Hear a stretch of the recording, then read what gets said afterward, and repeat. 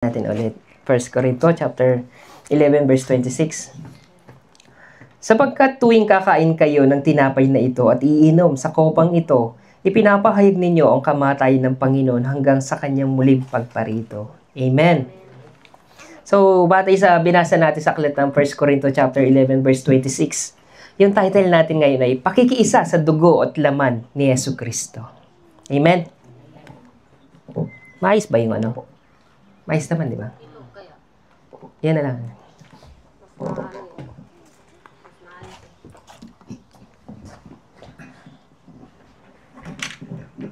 Hello. Yan. So, okay na lahat. Okay na lahat, di ba? So, madalas nating naririnig sa mga tagapagturo ng salita ng Diyos ngayon sa panahong ito na maririnig natin sa kanila na sinasabi nilang lahat na, katulad nga ng inawit natin kanina, is about sa muling pagparito ng ating Panginoon. So, madalas nating marinig sa mga tagapagturo na sinasabi nila na malapit na daw dumating ang ating Panginoong Jesucristo. Kahit naman yung mga unang mga mananampalataya, ipinahayag nila na malapit na dumating ang Panginoong Jesucristo. Maging ang mga apostol man, yan din ang ipinapahayag ng lahat na malapit na dumating ang ating Panginoon. So, sinasabi doon na ng mga tao, malapit na maganap kasi nga nakikita nila yung mga sign na sinabi ng ating Panginoon na babalik na ang ating Panginoong Jesucristo. At kapag naganap na ang mga iyon, doon na hahatulan ng Panginoon yung mga tao. Pero, once na dumating yung rapture, maganap na yung rapture, doon lang marirealize ng mga tao na totoo pala si Jesus Christ. Pero, sino ba yung mga tao na kung saan mas marirealize nila yung bagay na dumating na si Jesus Christ? Sino yung mga tao na kung saan maiisip nila na totoo pala si Jesus Christ? Alam niyo kung sino? Yung mga Kristiyano mismo. Yung mga Kristiyano mismo na maiiwan dito. Sila mismo yung makakaramdam na kung saan magsisisi talaga sila dahil naiwan sila sa rapture day. Kaya nga mga kapatid, yung bagay na yun na mangyayari sa huling araw, sino ba yung makakaramdam nun? Mga Kristiyano mismo. Dahil sila mismo yung tumanggap na magandang balita. Sa kanila mismo, una, narinig nila ang magandang balita sa muling pagparito ng ating Panginoon. Pero, bakit sila magsisisi na sobra? Dahil dun lang nila na-realize na totoo pala ang ating Panginoong Jesucristo. Pero huli na ang lahat. Naiwan na sila ng rapture. So mga kapatid, una nilang marirealize, sana naniwala ako. Sana naniwala ako sa pahayag ng aking pastor. Na kung saan sinasabi niya na muling darating ang ating Panginoong Jesucristo. At doon lang nila maiisip yung magsisi sila sa kasalanan. Doon lang nila marirealize na kinakailangan pala nilang magsisi. Gayong hindi pa nagaganap ang rapture, pinapahayag na sa kanila ng pastor nila, malapit na dumating ang Panginoong Jesucristo, dapat na kayong magsisi. Pero bakit hindi nila ginagawa iyon? Kasi nga, hindi sila tunay na nananampalataya sa magandang balita na si Jesus Christ ay paparito. Kaya nga once na dumating yung rapture at maiwan sila, doon lang nila maiisip, Lord, sana nakinig ako ng mabuti. Sana tinanggap ko yung katuruan ng aking pastor. So doon pa lamang, marirealize na natin na nagkakaroon tayo ng regret. Kasi nga alam natin kung ano nang mangyayari after ng rapture. Anong mangyayari? Katakot-takot na tribulation yung mararanasan natin. Ito yung kung saan ibubuhos yung galit ng Diyos sa lahat ng mga tao na hindi nanampalataya sa kanyang anak. So katakot-takot na tribulation ang mararanasan natin sa mundong ito once na naiwan tayo pagdating ng rapture. So anong inaasahan natin? Hihingi tayo ng tawad sa ating Panginoon na sa gayon, makapunta tayo ng langit. Pero huli na ang lahat. Naganap na yung rapture, ipinahayag na sa iyong magandang balita, pero hindi ka pa rin nakinig. nagpawalang bahala ka sa mga bagay na ipinapahayag sa iyo ng Panginoon. Kaya nga sabi sa Hebrew chapter 10 verse 26 to 27, matapos nating malaman at tanggapin ang katotohanan at magpatuloy pa rin tayo sa pagkakasala, wala nang handog na maiaalay pa para sa ikapapatawad ng ating mga kasalanan. Ang naghihintay na lamang sa atin ay ang kakilakilabot na paghuhukom at ang naglalagabgab na apoy na tutupok sa mga kaaway ng Diyos. Yan ang naghihintay na lamang sa atin after ng rapture. Wala nang second chance para tayo magsisi sa mga Kristiyano na naiwan. Sa mga Kristiyano na kung saan hindi nila pinahalaga ng magandang balita ni Kristo. Kaya nga, sapagkat naparito si Kristo, hindi para tayo hatulan na mapunta ng impyerno. Naparito ang ating Panginoong Hesukristo upang tayo iligtas. Sa paanong paraan? Ang ating Panginoong Hesukristo ay nagkatawang tao. Siya ay naparito upang tayo'y tubusin sa lahat ng ating mga kasalanan. Kasalanan na kung saan dahilan para tayo mapunta ng impyerno. So ang ating Panginoong Hesukristo, naparito siya para tayo tubusin. Inalay niya ang kanyang dugo't buhay para sa ating mga kasalanan. Siya ay namatay sa krus. At ang dugo niya mismo na dumanak doon sa krus ang siyang dumalisay sa ating mga kasalanan. Nadalisay tayo sa ating mga kasalanan at yung dating may kamatayan, ibinigay sa atin ng Panginoon yung panibagong buhay sa pamagitan mismo ng dugo't laman niya. So tayo ngayon ay binago na ng ating Panginoon. Tayong lahat ay pinangakuan ng Panginoong Hesukristo na bibigyan niya tayo ng buhay na walang hanggan kung tayo sasampalataya sa Kanya. Pero isang bagay ang pangako niya para sa atin, muli akong babalik. Pagparito ko, isasama ko kayo at ibibigay ko sa inyo yung pinangako kong buhay na walang hanggan. Pero magpahanggang ngayon, di pa rin dumarating ang Panginoong Hesukristo. Pero ipinapahayag na ng mga tagapagpahayag na salita ng Diyos na malapit nang dumating ang ating Panginoong Hesukristo. Pero naniniwala ba tayo? Handa ba tayo sa muling pagparito ng ating Panginoong Hesukristo? Sapagkat kamatayan, sinasabi ng ating Panginoon, sapagkat kamatayan ang kabayaran ng kasalanan. Kaya nga ang ating Panginoong Hesukristo, ang kasalanan na iyan, yung magdadala sa atin sa impyerno, kaya naparito ang ating Panginoon upang tayo ay tubusin. Dahil sa habag at pagmamahal sa atin ng ating Panginoon, hindi nagdalawang isip ang ating Panginoong Hesus na sundin ang kalooban ng kanyang Ama. Pinasan niya ang krus na kahit alam niya na mabigat para sa kanya, na yung daranasin niyang hirap, pero ginawa niya pa rin para lamang matupad yung pangako ng ating Panginoon, para lamang maramdaman natin yung pag-ibig ng Diyos para sa atin. At natanggap naman natin iyon. Tayong lahat ay pinatawad sa ating mga kasalanan noong ang ating Panginoong Hesukristo ay mamatay sa krus. Pero tinanggap natin yun ng ganap noong ang ating Panginoon sa ikatlong araw, siya ay muling nabuhay. So tayo man lahat na mamamatay, magkakaroon din tayo ng buhay na walang hanggan kung paanong binuhay ang ating Panginoong Hesukristo. Tayo man ay bubuhayin sa huling araw. Kaya nga mga kapatid, sabi nga ng ating Panginoon sa 1 Thessalonica chapter 5 verse 9 to 10, hindi tayo pinili ng Diyos upang parusahan, kundi upang iligtas sa pamagitan ng ating Panginoong Hesukristo. Namatay siya para sa atin upang tayo'y mabuhay na kasama niya. Maging buhay man tayo o patayin, nasa kanyang muling pagparito. So ang kalawang bagay na marirealize natin sa buhay natin bilang Kristiyano once na naiwan tayo, yung mga bagay na meron tayo ngayon ay mawawalan kabuluhan lahat. Kapag naiwan tayo sa rapture, lahat ng mga bagay na pinapahalagan natin ngayon mawawalan ng saysay. Mawawalan ng kabuluhan lahat ng mga pinaghirapan natin dito sa daigdig. Ang dami nating kailangan sa Diyos. Ang dami nating kahilingan sa Diyos na gusto makuha. Ang dami nating gustong makuha na hindi pa binibigay sa atin ng Panginoon. Ang dami nating hinihiling sa Panginoon na hanggang ngayon wala pang tugon ng ating Panginoon. Ang dami nating problema. Ang dami nating iniisip. Puro stress, anxiety tayo. Ang dami nating iniisip. Napupuno yung isipan at damdamin natin. Puro tayo problema. Nagiging abala tayo sa pagtatrabaho na para bang wala ng bukas. Ang dami nating kahilingan sa Panginoon. Sa dami ng kahilingan o problema, punong-puno na tayo ng alalahanin.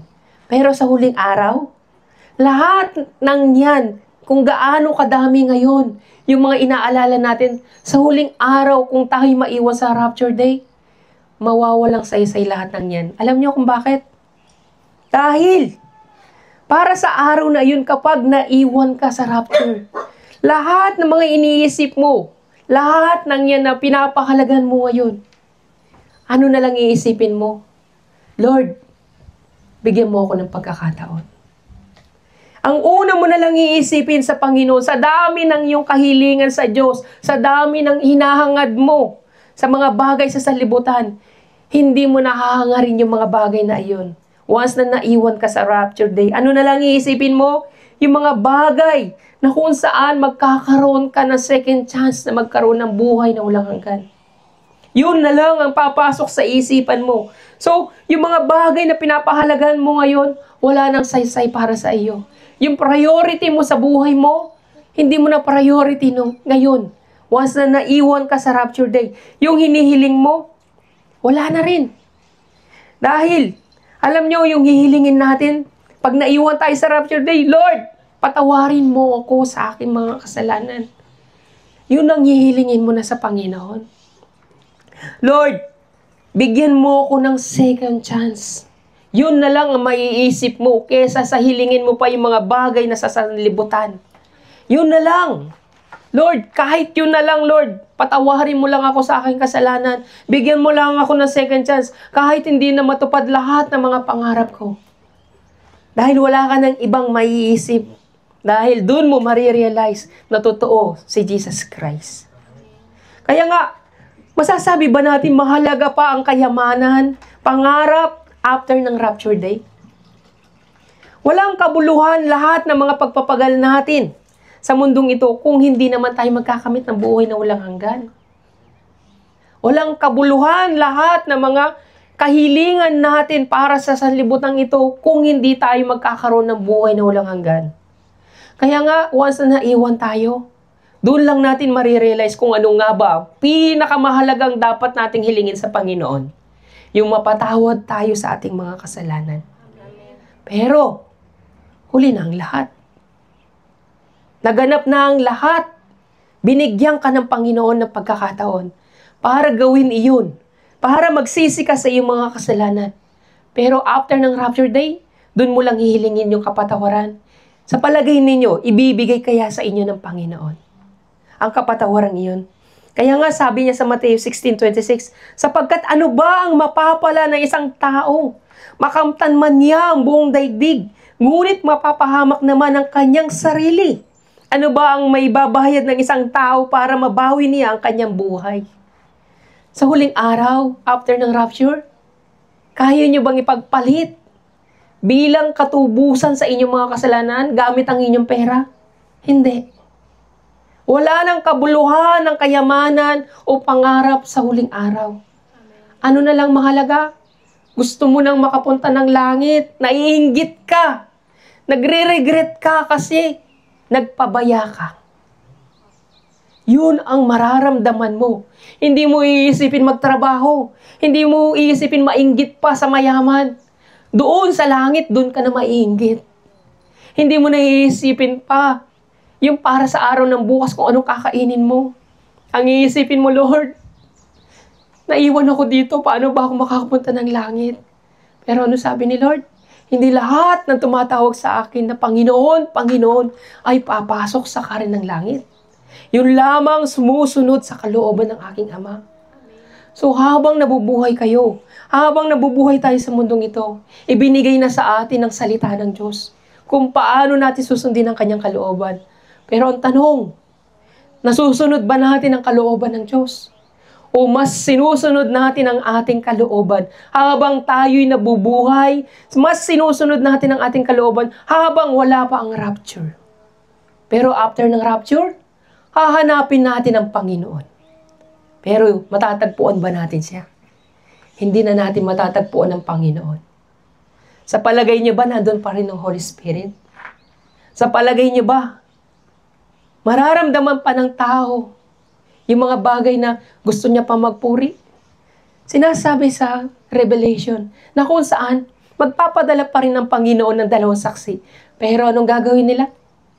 Mamumuhi pa rin sila sa Diyos. Wala na. Wala na ang pananampalataya. Wala na ang repentance. Wala na ang pagkilala sa Diyos sa huling araw. Pero tayong mga mahuhuli, iisipin pa rin natin, may pagkakataon pa para sa atin. So yan tinatawag nilang martir. Pasang-awa. Pasang-awa lang tayo na makakapunta ng langit.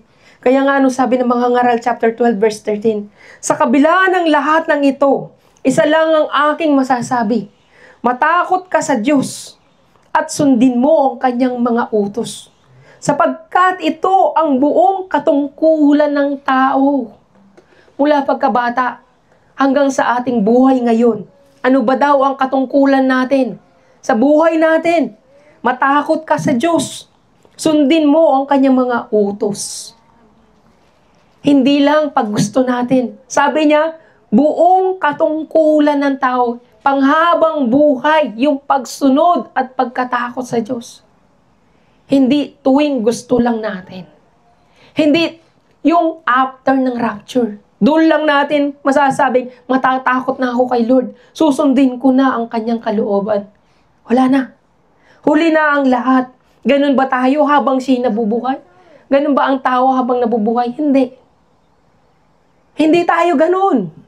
Tayo ba'y namumuhay na may takot sa Diyos? Tayo ba'y namumuhay ayon sa salita ng Diyos? Tayo ba'y namumuhay na may takot? Sapagkat sinasabi, ito ang buong katungkulan ng tao. Ginagawa ba natin iyon? Marahil ginagawa natin iyon tuwing pospos tayo ng Holy Spirit. Tuwing may kailangan tayo sa Panginoon, nagdarasal tayo. Tuwing nagdaramdam tayo, doon tayo naghahanap ng presence ng Panginoon. Pero kapag masaya tayo, tinugon tayo ng ating Panginoon sa lahat ng ating mga kahilingan, madalas nakakalimot tayo. Pag nandyan ang blessing, masaya tayo, nakakalimot tayo magpasalamat sa Panginoon. Nakakalimutan natin na lahat ng mga tinatamasa natin ay mula sa Panginoon. Pero after ng rapture, lahat ng mga bagay na meron ka na hindi mo pinagpasalamat, lahat ng yan ay mawawalang saysay. Hindi mo mabibili yung buhay mo. Para lang bigyan ka ng Panginoon ng second chance, hindi mo mabibili. Gamit ang mga bagay na pinagmamataas mo sa harapan ng Panginoon. Kaya mga kapatid, sabi nga sa Mateo chapter 6:34, kaya nga huwag ninyong ikabalisa ang para sa araw ng bukas. Dahil ang araw ng bukas ang bahala sa sarili nito. Sapagkat sapat na ang inyong mga suliranin sa bawat araw. So bakit tayo nababahala sa araw-araw? Sabi doon, di ba? Ang buong katungkulan ng tao ay sumunod siya sa salita ng Diyos. Kaya nga sinasabi niya, huwag na kayo mabalisa sa araw ng bukas. Ang dapat niyong pagtuunan ng pansin, yung suliranin niyo ngayon, araw na ito. Mga kapatid, ano ba yung suliranin natin sa bawat araw na dapat nating pagtagumpayin? Sa araw na ito, First Communion natin, service natin ngayon. Sa araw na ito, araw ng linggo, tayo'y nagsisimba. Anong dapat nating pagtagumpayin sa araw na ito? Kaya ba nating ibigay yung best natin sa pagsamba ngayong araw na ito? Para lang masabi natin na napagtagumpayan natin ang suliranin natin ngayong araw? Sa oras ng pagpupuri, ano yung attitude natin? Sa oras ng pakikinig natin ng salita ng Diyos habang nagpipreach yung pastor, ano yung attitude natin? Sa oras ng pagbibigay natin, sincere ba tayo? Sa oras ng pananalangin, sincere ba tayo humihingi ng kapatawaran? So, sa bawat isa sa atin, binigyan tayo ng Panginoon ng posisyon sa pamagitan ng Holy Spirit. Ang bawat isa ay kumikilos batay sa gift of Holy Spirit. So, ang bawat isa sa atin, Ginagampanan ba natin ng maayos yung tungkulin natin ng buong puso? Para masabi natin na itong buong araw na ito, napagtagumpayan natin yung suliranin natin. Sabi nga ng Panginoon, di ba? Sapat na yung araw na ito sa inyong suliranin. Hindi para sa araw ng bukas. Dapat focus kayo ngayong araw. Araw ng linggo ngayon. Araw ng pagsamba. Sa pakikinig, pagpupuri, pagbibigay. Lahat ng yan dapat focus. Lahat ng yan dapat maibigay natin yung the best natin sa ating Panginoon. Katulad ng isang nagtatrabaho. Mula sa paggising niya, sa pagpasok niya ng trabaho, hanggang sa pag-uwi niya. Lahat ng yan, matik sa kanya. Alam na niya. Paggising pala ng umaga, kakain siya, maliligo, papasok, susuot niya yung kanyang uniform. Lahat ay ready. Walang sablay. Lahat tayo, naranasan natin kung paano tayo magtrabaho. Kabisado mo lahat ng gawain sa trabaho kasi nga, ginagawa mo everyday. Pero sa palagay niyo ba, yung taong nagtatrabaho, iisipin niya yung para sa araw ng bukas? Kayo, iisipin niyo ba yung araw ng bukas? Kapag dumating na yung uwian ng trabaho, palagay ko hindi. Alam niyo kung bakit? Ano sasabihin ng taong nagtatrabaho? Sa wakas, natapos na naman ng isang araw. Salamat sa Diyos, pwede na ako magpahinga. Hindi niya iisipin para sa araw ng bukas. Hindi niya iisipin mag-overtime para sa araw ng bukas. Sapat na sa kanya yung araw na yun na nagtrabaho siya, na pagod siya, na pinagtagumpayan siya ng Panginoon. Ganon din sa pananampalataya. Sapat na yung isang araw na lumipas na dapat nating ipagpasalamat sa Panginoon. Hindi na natin dapat pang isipin yung araw ng bukas. Yung kung nagtatrabaho tayo, alam natin yung pakiramdam kung gaano kapagod na magtrabaho sa buong maghapon. Sasabihin natin, sobrang napagod ako ngayon. Ang sarap na lang matulog. Ganon ang iisipin natin. Ba't ko pa iisipin ang araw ng bukas? Ba't ko pa pahihirapan ng aking sarili? Gayong pagod na ako. Sa pananampalataya, ganon din. Kaya nga, di ba? Kaya nga, huwag ninyong ikabalisa ang para sa araw ng bukas. Dahil ang bukas ang bahala sa sarili nito. Sapat na ang inyong mga suliranin sa bawat araw. Yan ang nais ng Panginoon. Kaya tayo nagtatrabaho, i-apply ninyo sa pananampalataya ninyo. Yung pagtatrabaho ninyo, yan ay pamumuhay din espiritual na hindi ninyo namamalayan na pwede ninyong i-apply yan sa buhay natin sa pananampalataya. Tayo mga kapatid, sumasapat ba sa inyo yung araw na ito na masaya kayo? Na uuwi dahil nagawa ninyo yung best ninyo para sa Panginoon? Masaya ba kayong uuwi dahil pinagpala kayo? Masaya ba kayong uuwi dahil naramdaman nyo na kayo pinatawad sa inyong mga kasalanan? Sa mga kapatid, bakit natin inaalala ang para sa araw ng bukas? Yan ba'y buong katungkulan ng isang tao na mag-alala siya sa araw-araw para sa araw ng bukas? Hindi. Hindi yan ang buong katungkulan ng isang tao. Ang buong katungkulan ng isang tao ay yung matakot ka sa Diyos at sumunod ka sa salita ng Diyos. Yan ang dapat nating gawin. Kaya nga sa 1 John chapter 2, verse 15 to 17, huwag ninyong ibigin ang salibutan o ang mga bagay na nasa salibutan. Ang umiibig sa salibutan ay hindi umiibig sa Ama. Ang lahat ng nasa salibutan, ang masasamang nasa ng laman, ang nasa ng mga mata at ang pagmamalaki sa mundong ito ay hindi nagmula sa Ama, kundi sa salibutan. Mawawala ang salibutan at ang lahat ng kinahumalingan nito, ngunit ang mga sumusunod sa kalooban ng Diyos ay mabubuhay magpakailanman. So yun yung kautusan ng ating Panginoon. Ang mga sumusunod sa kalooban ng Diyos ay mabubuhay magpakailanman. So yung mga sumusunod lang sa salita ng Diyos, sila yung magkakamit ng buhay na walang hanggan. So bakit ninyo inaalala yung mga bagay na ito? Mga bagay na sa salibutan. Kung iniibig natin ang salibutan, hindi tayo pahanig sa ating Diyos. Nagiging laban tayo sa ating Panginoon. Ang mga bagay na nasa salibutan ay umiibig sa salibutan. So mga kapatid, sa buhay natin dito sa mundong ito. Sabi nga ng Panginoon sa John chapter 12 verse 25, ang taong nagpapahalaga sa kanyang sarili lamang ay siyang mawawalan nito. Ngunit ang taong hindi nagpapahalaga sa kanyang buhay sa daigdig na ito ay siyang magkakaroon ng buhay na walang hanggan. So bakit natin pahalagahan yung para sa araw ng bukas? Kung anong kakainin natin, baka mamatay tayo. Maniwala kayo, hindi kayo mamamatay kung hindi kayo makakain ng isang araw. Hindi kayo mamamatay kung wala kayong bagong damit. Hindi kayo mamamatay kung hindi niyo makamtan yung mga pangarap ninyo. Mabubuhay pa rin kayo. Pero, mamamatay kayo kung hindi kayo susunod sa kalooban ng ating Panginoon. Kaya nga sabi ng Panginoon, patayin ninyo yung hilig ng inyong laman. Patayin ninyo nang sa gayon magkaroon kayo ng buhay na walang hanggan doon sa langit. Kaya nga yung mga bagay na pinapahalagan natin sa mundong ito, yan ay mga bagay para sa salibutan lang. Pero kung pahalagahan natin yung mga bagay doon sa langit, magkakamit kayo ng kayamanan doon sa langit.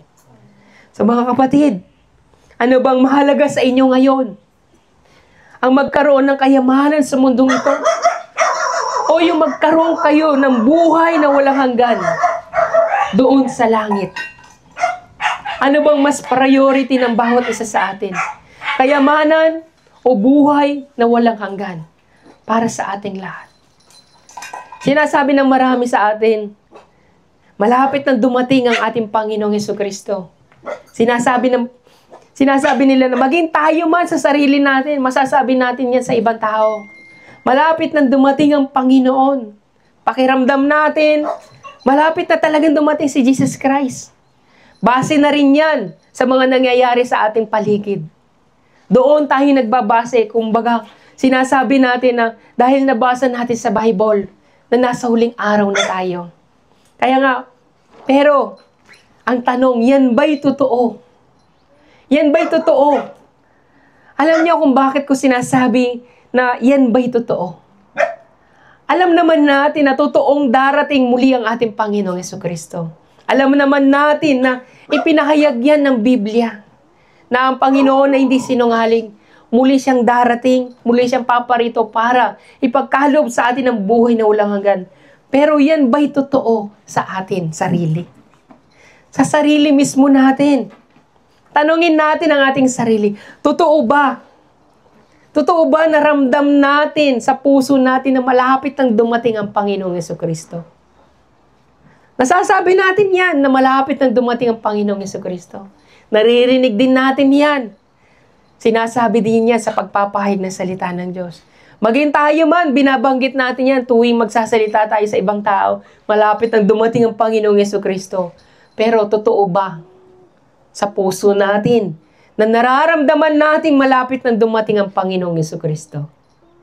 O dinadaya lang natin ang ating sarili dahil narinig lang natin yon? Baka dinadaya lang natin ang ating sarili na sinasabi natin malapit nang dumating ang Panginoon, pero ang totoo sa puso natin, hindi nating ramdam na malapit nang dumating ang Panginoong Jesucristo dahil hindi naman nakikita sa gawa. Yun ang totoo. Dinadaya lang natin ang ating sarili dahil hindi talaga nakikita sa ating mga gawa na talagang naniniwala tayong malapit nang dumating ang ating Panginoong Jesucristo. Suriin natin ating sarili. Totoo ba? Totoo bang sinasabi ko na malapit nang dumating ang Panginoon? O dahil narinig ko lang? Dahil sinabi lang ng ibang tao? Ngayon, maniniwala na ako na malapit nang dumating ang Panginoon. Pero tignan natin ang sarili natin. Ano bang pinagkakabalahan natin ngayon? Ano bang inuuna natin ngayon? Sinasabi natin malapit nang dumating si Jesus Christ. Pero ano bang inuuna natin ngayon? Ano bang priority natin ngayon sa buhay natin kung malapit nang dumating ang Panginoon? Naiisip niyo ba yung mga ganung bagay? Kung totoo kayong nakakaramdam na malapit nang dumating ang Panginoon at malapit na ang rapture, totoo kayo sa harapan ng Panginoon. Pero dahil dinadaya natin ang sarili natin, Nagsisinungaling lang tayo. Nagpapakitang tao lang tayo. Madaling sabihin, madaling paniwalaan na malapit na ang rapture. Pero sa puso natin, nakahanda ba tayo? O may mas mahalaga pa? Mas mahalaga pa tayo na dapat i-priority kesa sa rapture. Kasi wala naman na makakapagsabi na malapit na dumating ang Panginoon. Kaya nga ang Bible, sinasabi niya na walang makakapagsabi kung kailan darating ang Panginoong Jesucristo. Wala. Pero madalas, ginagamit natin yan, mga mananampalataya. Walang sino man makakapagsabi kung kailan darating ang Panginoon. Kaya nga, ang ginagawa ng mga mananampalataya, inuuna nila yung para sa sarili nila. Ginagawa nila yung mga bagay na pang sanlibutan. Pero naniniwala silang malapit ang dumating ang Panginoon. Dahil yun ay pakitang tao lamang. Pero kung alam ninyo at ramdam ninyo na malapit na talagang dumating ang Panginoong Jesucristo, gagawa kayo ng mga bagay na may papakita ninyong talagang malapit na dumating ang Panginoong Jesucristo. Ang sinasabi ko, kayo mismo, maghahanda kayo sa muling pagparito ng ating Panginoon. Kaya nga, yung mga tao ngayon, ginagamit nila, walang makakapagsabi kung kailan darating ang Panginoon. Kaya ba inuuna natin yung mga bagay na hilig sa laman? At hindi yung mga bagay pang-spiritual? Yun ba ang dahilan natin? Yun ba ang may dadahilan natin sa Panginoon? Sa harapan ng mga tao, wala naman makakapagsabi kung kailan darating ang Panginoon eh. Kaya okay lang. Okay lang na gawin natin mga bagay na ito. Wala pa naman. Pero, sinasabi natin, ramdam natin na malapit na dumating ang Panginoon. Alam niyo, anong sabi ng Panginoon? Once na malapit na dumating ang Panginoong Jesucristo, at alam ng tao na yun na malapit na dumating ang Panginoong Jesucristo, anong sabi niya sa Lucas chapter 12, 39-40? Sinasabi ko sa inyo, kung alam lamang na may-ari ng bahay, kung anong oras darating ang magnanakaw, hindi niya pababayaang makapasok ito. Kayo man ay dapat na humanda, sapagkat darating ang anak ng tao sa oras na hindi ninyo nalalaman. Kung alam lamang ninyo na darating ang Panginoon, natural, maghahanda kayo. Pero dahil hindi natin alam kung kailan darating ang Panginoon, hindi tayo naghahanda. Katulad ng sinabi ng ating Panginoon, kung alam lang ng tao na darating ang magnanakaw, maghahanda siya. Kaya nga pinaalalahanan niya tayo eh. Maging handa din kayo sa muling pagparito ng ating Panginoong Jesucristo dahil hindi natin alam kung kailan siya darating. Darating siya tulad ng isang magnanakaw sa hindi natin inaasahan. So nakapaghanda na ba tayo? Nakapaghanda na ba tayo sa muling pagparito ng ating Panginoong Jesucristo? Sa palagay ko, hindi pa. Palagay ko, hindi pa tayo nakakapaghanda. Kahit na aralin mo pa yung Bible, kahit na i-memorize mo pa lahat ng nakasaad sa Biblia, kahit na mag-aral ka pa ng theology, lahat ng yan ay pag-aralan mo para lang mapaghandaan mo ang pagparito ng ating Panginoong Jesucristo. Hindi ka pa rin magtatagumpay. Kahit na aralin mo pa lahat ng sign na ibinigay sa inyo ng Panginoong Jesucristo para ma-predict mo na malapit na talagang dumating si Jesus, hindi pa rin ito mapaghahandaan. Alam niyo kung bakit? Dahil wala nga makakapagsabi kung kailan o anong oras o anong taon. Wala. Walang sino man makakapagsabi sa atin. Magbabase lang tayo sa predict o sign na ibinigay ng Bible. Kahit na aralin niyo pa ang buong Bible, hindi niyo mapag-aaralan kung paano niyo mapaghahandaan yung pagparito ng Panginoong Jesucristo. Hindi sasapat yun. Hindi sasapat ang lahat ng pag-aaral natin. Pero isang bagay na iniwan ng ating Panginoon na palatandaan, na hindi lamang yung pinagtutuunan natin ng pansin ng mga, yung nag-aaral tayo sa muling pagparito ng ating Panginoong Hesus, akala nyo ba yung mga sign lamang? Yung sign lamang dito sa Revelation, yun yung doon tayo magbabase sa muling pagparito ng ating Panginoon. Para tayo makapaghanda sa muling pagparito niya. Alam nyo, may bagay na isang salita ang Panginoon na ibinigay na masasabi natin, na masisigurado natin na tayo mismo makakapaghanda tayo sa muling pagparito ng ating Panginoong Jesucristo. Hindi lamang yung mga sign na binigay dito sa Revelation. Alam niyo kung ano iyon? Yun yung sinasabi ng ating Panginoong Jesucristo na magsisi ka na sa iyong mga kasalanan. Yun. Yun mismo yung sinasabi ng Panginoon na mapaghahandaan mo yung pagparito ng ating Panginoong Jesucristo. Dahil mula umpisa, yung mga unang mga mananampalataya, ipinapahayag na nila ang pagparito ng Panginoong Jesucristo. Magpahanggang sa panahong ito, ipinapahayag nila iyan. Hindi ko sinasabi sinungaling ang Bible. Pero walang makakapagsabi, sabi nga ng Panginoong Jesucristo, walang makakapagsabi kung kailan siya darating. Pero isang bagay ang iniwan niya sa atin nung nag-start siyang mangaral ng salita ng Diyos. Anong sabi niya sa Marcos chapter 1 verse 15? Ito ang sinabi ng ating Panginoon. Sinabi niya, dumating na ang takdang panahon. Malapit na maghari ang Diyos. Kaya magsisi na kayo't talikdan ang inyong mga kasalanan. Paniwalaan na ninyo ang magandang balita. Yun ang ibinigay sa atin ng ating Panginoong Jesucristo, na kung saan makakapaghanda tayo. Kaya nga sinasabi ng ating Panginoong Jesucristo, huwag na kayo mabalisa sa araw ng bukas. Itong araw na ito yung dapat ninyong pagtagumpayin. Yung mapagsisihan ninyo ang inyong mga kasalanan. Dahil sa araw ng bukas, baka hindi na dumating iyon. Baka ngayong araw dumating yung rapture. Iniintindi ninyo yung araw ng rapture kung kailan darating. Pero hindi nyo inaalala yung mga bagay ng ngayon mismo. Aralin nyo man ang aralin yung mga predict na yan. Ang dami nag-aaral patungkol sa salita ng Diyos. Ginagawa natin minsan yung mga bagay na iyan. Pinag-aaralan ng mga tao kung kailan darating ang Panginoon. Nasasabi nila malapit ang dumating. Pero isang bagay lang ang binigay sa atin ng Panginoong Jesucristo. Anong una niyang binanggit? Sa unang araw ng kanyang pangangaral, magsisi na kayo, talikdan ang inyong mga kasalanan sapagkat malapit nang dumating ang kaharian ng langit. Amen. Yun lang ang sagot sa pagparito ng ating Panginoong Jesucristo. Repentance lang. Kaya nga sinasabi ng Panginoong Jesucristo, huwag na kayong matakot sa muli kong pagparito.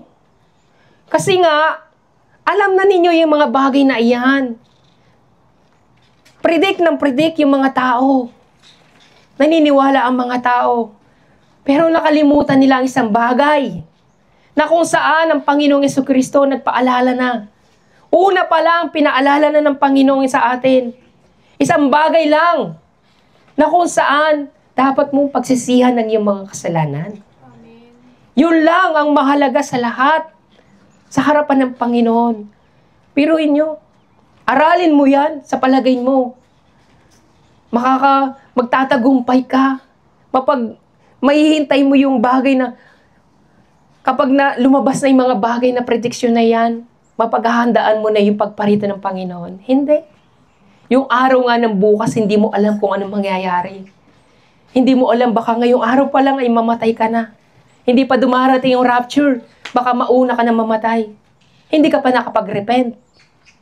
Pero mas nauna mo pang inaral yung mga predict bago yung repentance. Ano bang dahilan kung bakit naparito ang ating Panginoong Jesucristo? Para tayo mapatawad sa ating mga kasalanan. Yun ang dahilan kung bakit sinasabi ng Panginoon dapat na kayo magsisi sa inyong mga kasalanan dahil mapupunta kayo ng impyerno. Pagsisihan ninyo ang inyong mga kasalanan. Yan ang panawagan sa atin ng ating Panginoong Jesucristo. Kaya nga ginagawa natin minsan sa isang buwan ang komunyon. Ginagawa natin upang makibahagi tayo sa dugo at laman ni Kristo. Upang maalala natin minsan sa buhay natin na tayo'y pinatawad sa ating mga kasalanan. Di ba utos yan ng Panginoong Jesucristo? Sa binasa natin, habang ginagawa nyo ito, inaalala ninyo yung dugo at laman ni Kristo. Nakikibahagi kayo sa muling pagparito ni Kristo. So once a week, once a month natin ginagawa itong komunyon. Maalala mo sa buhay mo na may Diyos na hindi nagdalawang isip sa atin, na isugo niya ang kanyang anak upang ihandog para sa kapatawaran ng ating mga kasalanan. Na maalala mo na ginugunita natin ito upang ma-realize mo na minsan lang ginawa iyon ng Diyos. Na ibinigay niya iyon sa atin. Ibinigay niya ang kanyang bugtong na anak na si Kristo. Kaya nga sinasabi niya, hindi na mauulit yun. Hindi na maaaring maulit pa na isugo ko ang aking anak para lang mag-alay ng buhay at ipako sa krus. Ito na lang ang tanging magagawa natin ngayon.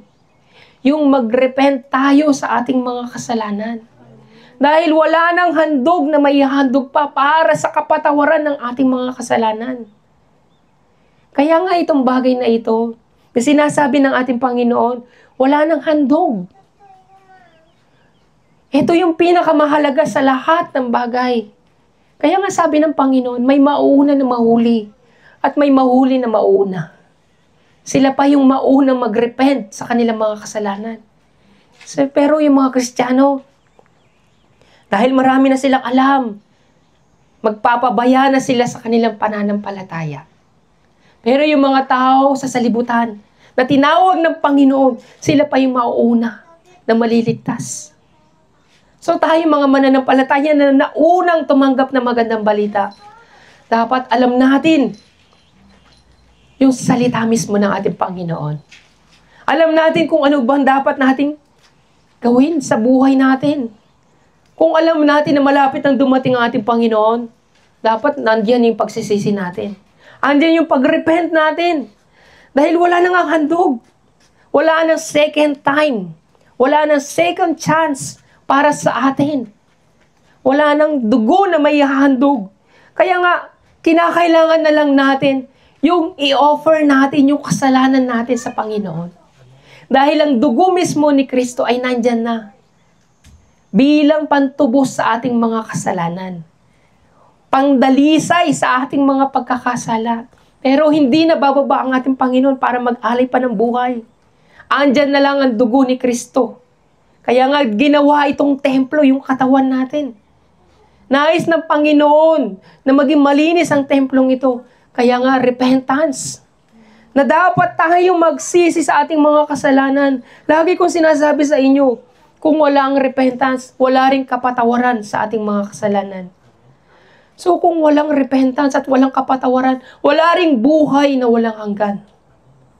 Kahit gaano ka pa katalino, kahit gaano mo pa ka-memorize ang Bible, kahit gaano mo pa pinaghandaan ang muling pagparito ng Panginoong Jesucristo, kung wala ang repentance sa iyo, paano ka papasok sa langit? Gaano ka man katalino sa theology, sa pangangaral ng magandang balita, kung hindi ka nakapagsisi ngayong araw na ito. Kung hindi mo na-realize lahat ng mga kasalanan na meron ka, paano ka pupunta ng langit? Sapat na yung araw na ito sa mga suliranin mo. Pinakamalaking suliranin natin ngayon, yung mga kasalanan na meron tayo, na hindi natin kayang isuko sa harapan ng Panginoon. Kasi nga, hindi pa natin ramdam talaga. Hindi pa totoo na ramdam natin na malapit na dumating ang Panginoong Jesucristo. Dahil kung ramdam ninyo yan sa puso ninyo, magiging abala na kayo sa buhay spiritual. Magiging abala na kayo kung paano kayo mamumuhay na may kabanalan. Pero hindi ganon ang pamumuhay na meron tayo ngayon. Ang dami nating alalahanin na inuuna. Mga bagay na pang sanlibutan. Mga pangarap sa buhay na kung saan sinasabi ko sa inyo, after ng rapture, hindi mo na iisipin na mangarap pa. Hindi mo na iisipin pa na mainggit sa mga mayayaman. Ang tanging maiisip mo lang, Lord, patawarin mo na ako sa aking mga kasalanan. Bigyan mo ako ng second chance.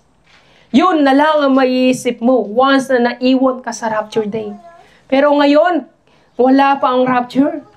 Mas inuuna natin yung mga bagay sa sanlibutan. Yan ang reality ng ating buhay mananampalataya. So sa buhay natin bilang mga mananampalataya, paano tayo magkakaroon ng buhay na walang hanggan kung hindi tayo nagiging handa para sa buhay na walang hanggan? So mga kapatid, ang Panginoon, sinasabi niya sa atin, magsisi na kayo, talikdan ng inyong mga kasalanan, sapagkat malapit nang dumating ang kaharian ng langit. Sa bawat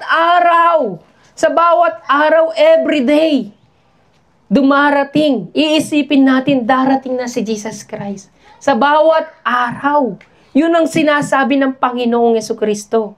Hindi yung hinihintay mo yung mga sign. Malayo pa, wala pa yung sign. Wala pa yun doon sa dulo ng Revelation. Sa bawat araw, yun ang tinutukoy ng Panginoon. Na dapat everyday, naiisip mo na dapat ka na magsisi, tumalikod sa iyong mga kasalanan. Everyday, nakaabang yung kaharian ng langit. Hindi mo alam kung kailan darating, pero everyday, yung panawagan sa atin ng Panginoon, huwag mo nang isipin yung araw ng bukas. Ngayon mo isipin na magsisi ka sa iyong mga kasalanan. Huwag mo nang ipagpabukas pa yung bagay na iyan na iisipin mo na malayo pa yung rapture day. Malayo pa para isipin kung magsisi ako. Ngayon, yung araw ni binibigay sa atin ng Panginoon.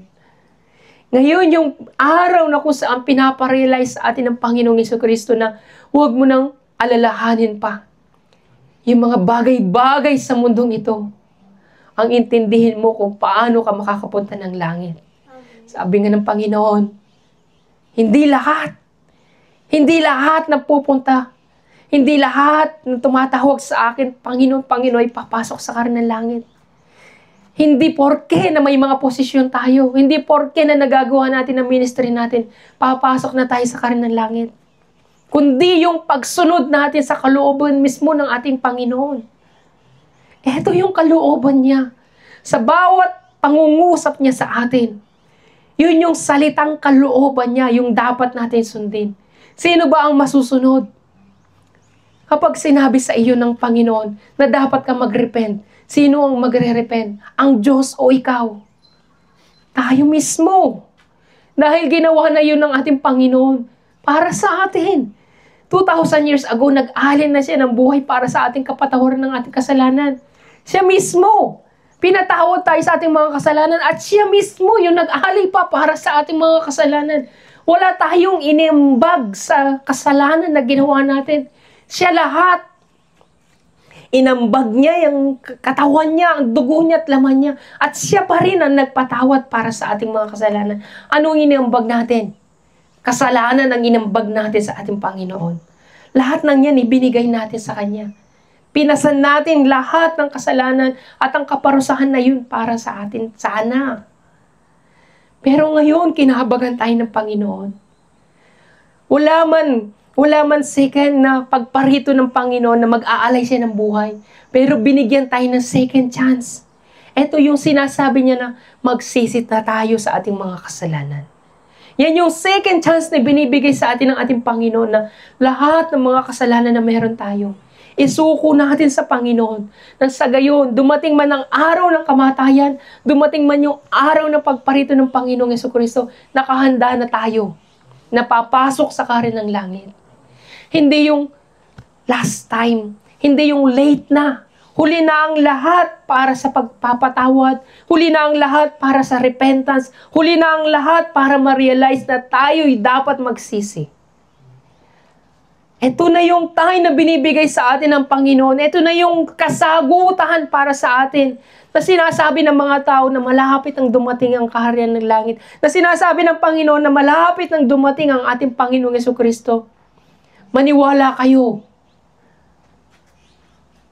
Dapat magsisi muna kayo sa inyong mga kasalanan. Yun ang dapat ninyong intindihin. Hindi yung mga predict, hindi yung mga sign, kundi kung paano kayo mapapatawad sa inyong mga kasalanan. Dahil, sabi ko na sa inyo, kahit yung mga unang mananampalataya, ipinahayag na yan, namatay silang naglilingkod sa Panginoon. Namatay silang naging tapat sa Panginoon. Tayo, mamamatay kaya tayong tapat sa Panginoon? Darating kaya ang Panginoon na tapat kaya tayo? Mas mapalad yung mga tao nung unang panahon dahil ang tunay na labanan nila ay pananampalataya. Ngayon, anong labanan ng mga tao ngayon? Pagpapala. Yan ang basihan ng pananampalataya ng mga tao ngayon. Pagpapala muna bago ang pananampalataya. Pero nung unang panahon, buhay, kamatayan, ang kapalit ng pagsunod sa kanila, sa pagsunod nila sa ating Panginoong Jesucristo. Pero tayo, ministry lang, hindi pa natin nagagawa na mabuti. Wala pa sa puso natin lahat ng yan. Pagbibigay lang ng offering, ng tithes, mabigat pa sa puso natin. Sila, buhay na ang inialay nila. Ang Panginoong Jesucristo, buhay at dugo ang inialay para sa kapatawaran ng ating mga kasalanan. Tayo, naghahangad tayo ng pagpapala. Tayo na naghahangad tayo ng buhay na walang hanggan. Pero hindi natin nagagawa ng tama. Hindi natin nasusunod yung kalooban mismo ng ating Panginoon. Isang bagay lang ang sinasabi ng Panginoon sa atin. Isang bagay lang na hindi mo na kinakailangan maging matalino. Na hindi mo na kinakailangan pang maging mayaman. Na hindi mo na kinakailangan pang mainggit sa mga taong pinagpapala. Isang bagay lang para makapunta ka ng langit. Yun yung maging humble ka. Pagsisihan mo ang iyong mga kasalanan. At ibibigay sa iyo ng Panginoon ang mga bagay na higit pa sa mga bagay dito sa mundong ito. Yung magkaroon ka ng putong ng korona ng buhay na walang hanggan. Yung makasama mo ang Panginoong Jesucristo doon sa langit. Yung sabihin niya sa iyo, dito sa langit wala ng kamatayan. Dito sa langit wala ng hinagpis. Dito sa langit wala ng hirap. Dito sa langit wala ng karamdaman. Lahat ng ito ay mararanasan mo na. Dahil naging tapat ka sa akin. Pero, totoo ba? Naramdaman natin na malapit nang dumating ang Panginoong Jesucristo. Isipin natin mabuti. Baka nagpapanggap lang tayo. Baka hindi totoo yung pananampalataya na meron tayo. Isipin natin mabuti yan. Ano bang priority natin ngayon? Baka mandami nating hinihiling sa Panginoon. Alalahanin ninyo. Yung lagi ko sinasabi sa inyo. Lahat ng bagay sa mundong ito, mawawalang saysay after rapture day. Pero hanggat nabubuhay kayo, pahalagahan ninyo yung bagay na pinakamahalaga sa lahat. Yung magsisi kayo sa inyong mga kasalanan. Yan ang pinakamahalaga sa lahat ng katuruan na ibinibigay sa atin ng ating Panginoon. Nang sa gayon, mapaghandaan ninyo ang muling pagparito ng ating Panginoong Jesucristo. Ang magsisi. Si Lord na ang bahala sa mga pangarap ninyo. Kung aabutan pa tayo ng pangarap na iyon. Kung aabutan pa tayo ng buhay na iyon.